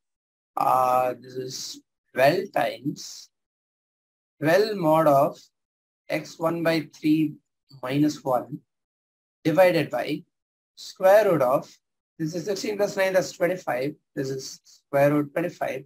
I'll just rub this off and write this as 5 directly. All right. So basically, I'll just wait. So I'm cutting there. I'll just write it over here. And then I'll take this off. So we have mod of x1 by 3 minus 1 is equal to 5 by 3. Right? This can go in either of two ways. Either this is equal to plus 5 by 3 or this is equal to minus 5 by 3. Alright? If this is, I'll just spread it into two. If this is plus 5 by 3, this is minus 5 by 3. Then we have x1 by 3 is equal to 8 by 3. That is plus 5 by 3 plus 1. Or x1 is equal to 8. If it's minus 5 by 3, then we have x1 by 3 is equal to minus 2 by 3.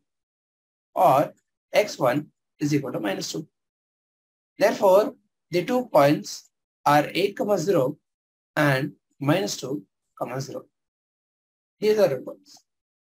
Find the distance between parallel lines.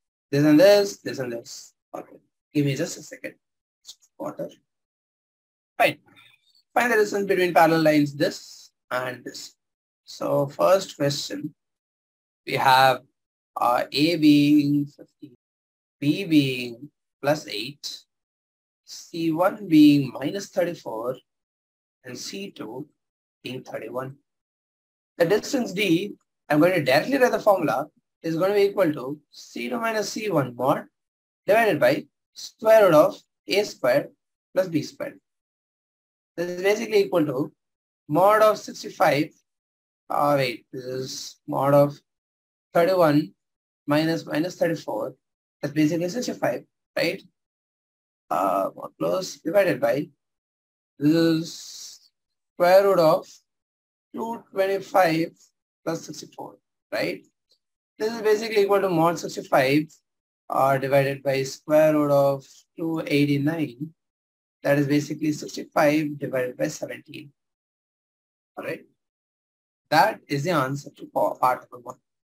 For part 2, again, we have the equation L times x plus y plus p equals 0 and L times x plus y minus r equals 0. So basically, again, we have capital A is equal to L, capital B is equal to L, your C1 is equal to plus P, and your C2 is equal to minus R. Therefore, your distance D is going to be equal to mod of minus R minus P, that is C2 minus C1, divided by square root of L squared plus L squared. This is equal to P plus R divided by L root 2. That is your final answer. Alright. Also, this is assuming that P, R, and L are all positive. The actual general answer for D is going to be 1 by square root 2 mod of P plus R divided by capital small m. Right? Then going to question number 6. Why does L come under mod also? Because square root of L squared is not just L, but it is mod L. Right? Remember that. Question number 6. Find the equation of the line parallel to the line this and passing through the point this. So basically, we have the equation of the line 3x minus 4y plus c equaling 0. Right? Because something parallel to this is going to just differ by a constant, right? It's not going to be different in either the x coefficient or the y coefficient, because if that also differs, then the slope changes, right? And so we basically have this equation and it passes through the point minus 2, 3. This is your lines model, right? So substituting that in this, we basically get minus 6 minus 12 plus c is equal to 0. But c is equal to 18. Therefore, L is equal to 3x minus 4y plus 18 is equal to 0. Right? Then we have question number 7. That's the equation of a line perpendicular to the line x minus 7y plus 5 equals 0 and having an x intercept. Right? Since we need an equation perpendicular to this line, what you can do is either find the slope m is equal to, this is what, minus this is 1 by 7, right? M is equal to 1 by 7. And then find out M dash is equal to minus 7. And then plug this in the slope intercept form and write down your equation as y is equal to minus 7x plus 3, minus 7 into x plus 3. Or this is y 0 is equal to y plus 7x plus 21. Something like this. Or either this way, right? This also gives you the answer, right? Because this is basically your answer. Y plus 7x plus 21 is equal to 0. That's your answer, right? Or what you can do is, since you have x minus 7y plus pi equaling 0 over here, right? To find a line perpendicular to this, what you do is you switch the coefficients of x and y and you change one side, right? Either for x or for y, but one of them, not both of them. So basically what the equation of a line perpendicular, if this is L, then L perpendicular is going to look like 7x plus y plus c is equal to 0, right? Because any line parallel to the perpendicular line is going to be perpendicular to this, right? So it's going to be 7x plus y plus c is equal to 0. And from here, since you have an x-intercept of 3, it passes through the point 3, 0. And plugging this in, you get the value 21 plus c is equal to 0, or c is equal to minus 21. Or you basically get L perpendicular to be 7x plus y minus 21 is equal to 0. Right? But here it should be minus, it should be minus. All right. So this is how you do this question, right? You can write this perpendicular equation either in this form, or you can write L perpendicular as minus 7x minus y plus c is equal to 0, right? Do not forget this c, because any line parallel to this 7x plus y is going to be perpendicular to x minus 7y plus 5, right? Because this is also infinite. This is also infinite. Cool. Then going to question number 8. Find the angles between the lines root 3x plus 5 equals 1 and x plus root 3y equals 1. So L is root 3x plus y equals 1. M is, instead of M, I'll write K is x plus root 3y is equal to 1. All right. So from here, we know that slope of L is basically equal to this is minus 1 by root 3, right? Because bringing this over here and dividing it by root 3, wait. I'm sorry. Bringing root 3x over here, you get y equals minus root 3x plus 1. Since y equals mx plus c is your slope intercept form, that means the slope is basically minus root 3, right? And over here, this is basically y equals minus 1 by root 3 into x plus 1 by root 3. Therefore, m of k is going to be equal to minus 1 by root 3. All right.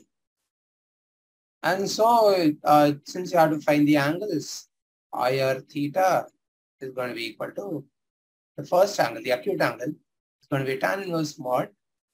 This is mk minus ml divided by 1 plus mk ml.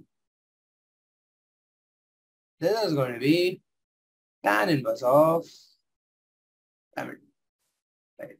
This is going to be tan inverse of this minus 1 by root 3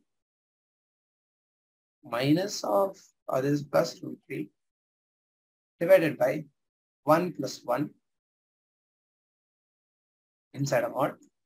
This is basically tan inverse of mod of, this is 2 by root 3 divided by 2. This is basically tan inverse 1 by root 3. This is pi by 6 or 30 degrees, right? The other angle then is going to be phi equals 180 minus theta, that is going to be 150 degrees. Therefore, if your two lines are going to be this and this, right? This angle is going to be 30 degrees, while this angle is going to be 150 degrees. All right. Wait a moment. Yeah, this is L and this is K. Right. 30 and 150 degrees if you're right. So that finishes question number 8. Question number 9. 70. Okay. The line through the points H3 and 4,1 intersects the line this at a right angle. Find the value of H. So basically, we have that the slope of the line, if line L is 7x minus 9y minus 19 equals 0, then the slope of this line into the slope of the 2 points is equal to minus 1, right? Because that is going to be parallel, perpendicular to this line, right? Therefore, we have this M is going to be equal to, rewriting this, you get y is equal to 7x by 9 plus, wait, this is 7x by 9 minus 19 by 9. All right, because this y was over. So it's 9y equals 7x minus 19, or y is equal to 7x by 9 minus 19 by 9. So therefore, this M is equal to 7 divided by 9. Right? And the slope of these 2 points is basically 2 divided by h minus 4. 2 is 3 minus 1, h minus 4 is over here. Right? This is equal to minus 1. Therefore, 7 into 2 divided by 9 is equal to 4 minus h. Right? And h is basically 4 minus 14 by 9, which is 22 by 9. Right? And so, basically find the value of h. Question number 10. Prove that the line through the point x1, y1 and parallel to the line ax plus by plus c equals 0 is this. Alright. So we basically have ax plus by plus c1 equals 0 as a line parallel to this line, right? And this passes through x1, y1. Right? So basically we have ax1 plus by1 by1 is equal to minus c1, or ax plus by minus ax1 minus by1 equaling 0. Therefore, a times x minus x1 plus b times y minus y1 is going to be equal to 0. Therefore, right? This is basically getting the point slope form. This is basically getting the point slope form from the standard equation of the line. Right? That's question number 10. Question number 11. Two lines passing through the point 2, 3 intersect each other at an angle of 60 degrees. If the slope of one line is 2, find the equation of the other line. Basically, we have tan of theta is equal to, right? Or we have that mod of m2 minus 2 divided by 1 plus m2 going to be equal to square root of 2. Right? 2 is either m2 minus 2 divided by 1 plus 2m2 is equal to plus root 3. If this is the case, then m2 minus 2 is equal to root 3 plus 2 root 3 m2, or m2 is equal to root 3 plus 2 divided by 1 minus 2 root 3. Right. Now, if you check this out, right, since we are removing the mod over here, we are basically assuming that this holds true, right? So firstly, that n2 minus 2 divided by 1 plus 2 n2 has to be equal to plus 2. Right. Okay, in this case, just check whether this equation will hold, right? Just plug in the values and you see that this root 3 plus 2 minus 2 plus 4 divided by 1 minus 2 root 3 plus 2 root 3 plus 4, right? We have this to be 5 root 3. This goes off. This is 5 and this goes off. We are left with root 3. So this is correct, right? This value can occur, right? Why I tell you to check this is because sometimes when you remove this mod, you get some values which are outside the scope of what you take, right? Here, you assume that this value is positive. All right. That is when you can remove this mod and still have a plus root 3 over here. If the value that you get after solving does not agree with this equation, then you basically say that this value cannot be a solution because it does not give the correct answer. All right. Sometimes things like that you have to check. All right. So basically, this is the solution. And so this yields you the line y equals root 3 plus 2 by 1 minus 2 root 3 times x plus this is x minus 2, right? Plus 3. Right? This is the equation, the first line. Since there is another, since there can be another line where the slope m2 minus 2 divided by 1 plus 2m2 is equal to minus root 3, right? Which means that m2 minus 2 is equal to minus root 3 minus 2 root 3 m2, which means that m2 basically equal to 2 minus root 3 divided by 1 plus 2. From this, the equation then becomes y equals 2 minus root 3 by 1 plus 2 root 3 into x minus 2 plus 3. Right? I'm not really bothered with the simplification because that is going to be elementary. But this is going to be one of the final answers. All right. That takes care of question number 11. Question number 12. Find the equation of the right bisector of the line segment joining the points 3, 4 and minus 4. All right. Right bisector, meaning that you have a perpendicular bisector. All right.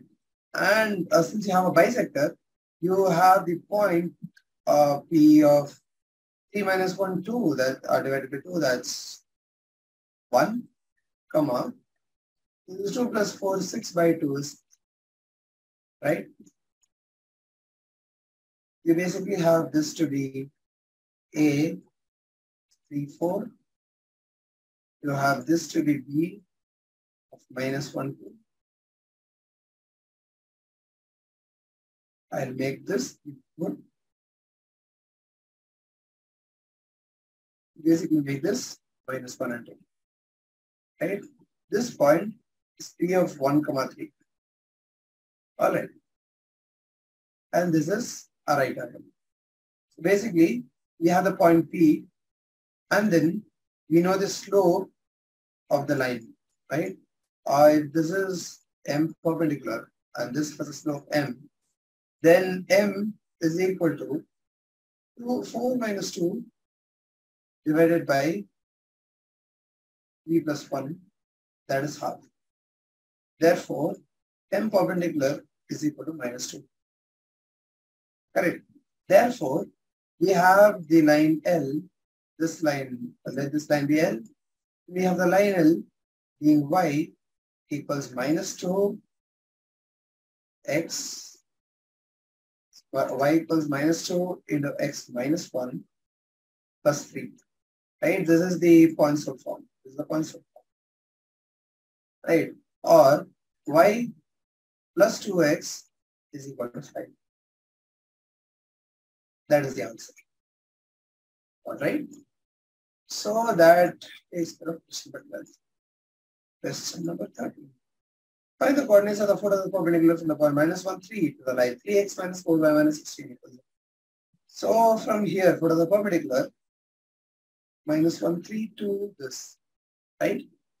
For this, what you do is, you basically find the point of the intersection of the line which is perpendicular to this line, which passes through this point and this line, right? Which is a stupid thing to do, but which is a long way to do, but which is the only way that is given in the NCERT. You have to do the long way. Don't worry, this will come only in 4 marks of questions, right? Or 6 marks we have. Not really sure. So first of all, I'm going to use a shortcut trick to consider the perpendicular line. That's going to be 4x plus 3y plus c is equal to 0. Right? Since this has to pass through minus 1, 3, then you basically have to get this is minus 4 plus 9 plus c equals 0, or c is equal to minus 5. So 4x plus 3y minus 5 is equal to 0. This is the equation of the perpendicular. Right? This has to intersect 3x minus 4y minus 16 equals 0 in some place. Right? Where does it intersect? You basically multiply this by 3. You multiply this by 4. You get equation number 1 as 12x plus 9y minus 15 is equal to 0. And you get the second equation as 12x minus 16y minus 64 is equal to 0. Right? Subtract this, you are basically left with 25y minus 79, minus 49 is going to be equal to 0. Plus 49. Or y is equal to minus 49 at 25. Right? Why is this? Then x is going to be 5 minus 3y divided by 4, which is 25 minus 25 into 5 is 125 minus 49 divided by 100, which is 85, that is 76 divided by 100, which is 19 divided by 25. Wait a moment. Wait a moment. Yeah. Sorry. Sorry for the answer. This is 3 times y, right? So it's 49 into 3, that's 147 divided by 100. 100 comes by 425. First I have taken this down. This is basically minus, since this is minus 3y and y is also minus, you have a plus over here. So this is plus 272 by 100, which if you divide by 4 becomes 25. And here it's 6 fours are 24 and 8 fours are 30. Right? 68 by 25. Therefore, the point becomes, the foot of the perpendicular P becomes 68 by 25, comma, minus 49 by 25. That is the question of it. All right. That finishes question number 4. Question number 4. The perpendicular from the origin to the line y equals mx plus c is at a point -1, 2. Find the values of m and c. Alright. So basically, we have m perpendicular being equal to 2 minus 0 divided by -1 minus 0, that is -2. Therefore, m is equal to -1 by -2, that is basically half. Right? Since you have y equals x by 2 plus c and the point -1, 2, basically substitute this point here to get 2 is equal to c minus half, or c is equal to 5 by 2. Therefore, y is equal to x plus 5, or 2y is equal to x plus 5 is the required equation. Right? And m is half, c is 5 by 2. Question number 5. If P and Q are the lengths of perpendiculars from the origin to the lines x cos theta minus y sin theta equals k cos 2 theta, and x secant theta plus y cosecant theta is equal to k respectively, prove that p squared plus 4q squared is equal to k squared. Alright. This is a really good question, right? Very good question. And over here, you see that you deal with the two lengths of perpendiculars from the origin to the line, right? So first of all, notice that the length of a perpendicular from the origin, right? If this is going to be a line L, a random line, and this is going to be the perpendicular. Notice that since this is the origin, if this is x1, y1, then the length capital L of this is going to be equal to square root of x1 squared plus y1 squared. Right? And if you don't want to find out the foot of the perpendicular, this is one way. The other way is going to be using the distance of a point from a line, formula, and substituting the origin 0, 0 in place of x1 by 1. So basically, your distance d is going to be equal to, your distance d or your capital length L is going to be equal to mod of c divided by square root of a squared plus b squared. Right? Because you're going to substitute the origin, so x1 and y1 are both 0. Right? This happens if your if the line is in the form ax plus by plus c is equal to 0. Okay. Right? With this in mind, I'm going to solve the solve this question. Right? First of all, notice that you have x cos theta minus y sin theta equals k cos 2 theta. Right? Or you can write this in standard form as x cos theta minus y sin theta minus k cos 2 theta is equal to 0. Right. From this, the length of the first perpendicular L1 is equal to P is equal to mod of minus k cos 2 theta divided by square root of cos square theta plus sin square theta, which is basically k cos 2 theta, assuming k is positive, right? Or this is basically mod k cos 2 theta. Alright, because cos square plus sin square is 1 and root 1 is 1. Right? Similarly, since you have the second equation as x secant theta plus y cosecant theta is equal to k squared, is equal to k, then you have L2 is equal to Q is equal to mod of k, mod of minus k divided, bringing this to the other side, this is minus k is equal to 0, right? So we have mod of minus k divided by square root of secant square theta plus cosecant square theta, which is basically mod k divided by square root of sin squared theta plus cos squared theta divided by sin squared theta cos squared theta, right? Which is basically mod k divided by 1 by mod sin cos theta, sin theta cos theta, right? Which is basically mod of half mod k into this is sine 2 theta, right?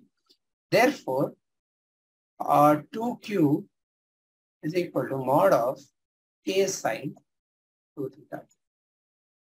But p is equal to mod of k cos 2 theta, right? Therefore, p squared plus 2q the whole square is equal to k square times sine, wait, it's first is cos squared theta plus sine squared theta,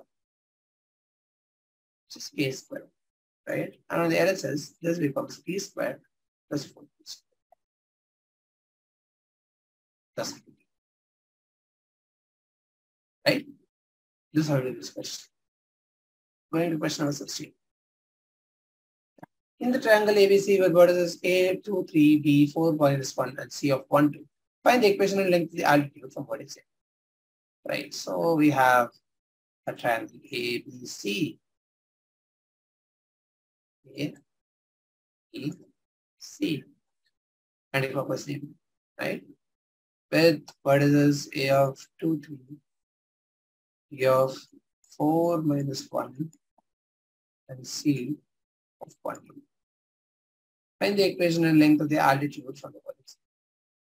So basically, here line BC is going to be y equals y2 minus y1, that is 3 divided by 1 minus 4 is minus 3 into x minus x plus 1. Wait, it's x minus 4. This is basically minus x plus, right? Which means that AD, if the foot of the perpendicular is named D, then AD is going to be y is equal to x plus c, right? Which means that the point A, again, the point 2, 3 satisfies the equation, right? Therefore, we have 2 plus c is equal to 3, or c is equal to 1. Therefore, AD follows y is equal to x plus 1. Y is equal to x plus 1, then we have the equation of the altitude from the vertex A. And so we can find out what is the point of contact between the point of intersection of this line and this line, right? Adding both, we get 2y is equal to 4 or y is equal to 2. And then since y is equal to 2, then x is equal to 1. Therefore, the foot of the perpendicular is 1, 2. And thus, the length of the perpendicular AD is going to be the distance between A and C, that is basically root over 1 plus 1, that is square root 2, right? Why is the long way? Is because I wanted to show you that this is basically a right angle triangle. Alright, because you see that the foot of the perpendicular AD is basically the point C. If you see over here, AC is going to have a slope of 1 because it's 3 minus 2 divided by 2 minus 1. That's 1. While CB is going to have minus 2 minus 1 minus 2, that's minus 3. Divided by 4 minus 1, that's 3. That's minus 1, right? So it's a right angle triangle, ABC, actually, right? So ABC is correctly situated like this. Why have I drawn a banana part? Over here is C, this is A, this is B. And this is how it's actually situated.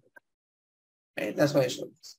Else, what you usually do is Instead of finding the 2 points over here and then using the distance formula, directly from here use wait, for the length of the perpendicular, use the equation of DC and the point 2,3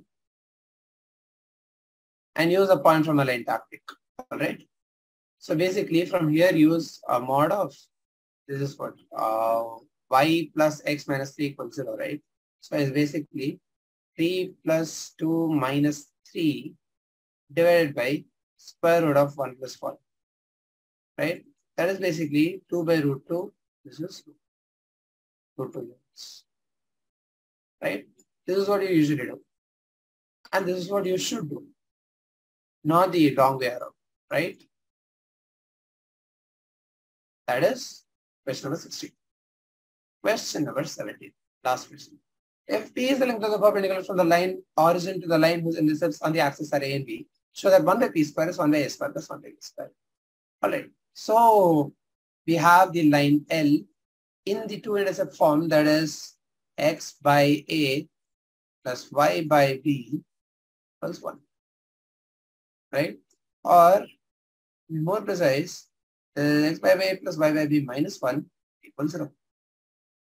In this case, what we do is, I've told you earlier about this form, right?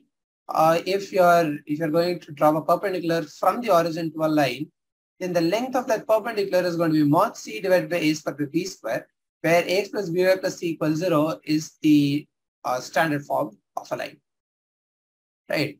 That comes from the point to line distance tactic using 0, 0 as your point, right? From here, what you do is you basically take the distance d is equal to mod of minus 1 divided by square root of 1 by a squared plus 1 by b squared, right?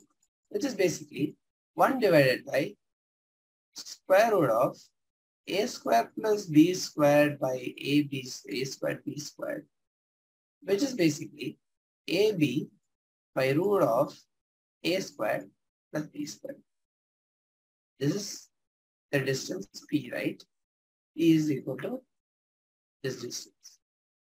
Therefore, 1 by p squared is going to be equal to a squared plus b squared divided by a squared b squared, or this is 1 by b squared plus 1 by a squared, right?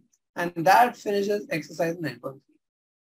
All right. So since we don't have time right now, I'll be dealing with the miscellaneous examples, miscellaneous exercises of this chapter, straight lines, in part 2 of this week. Right?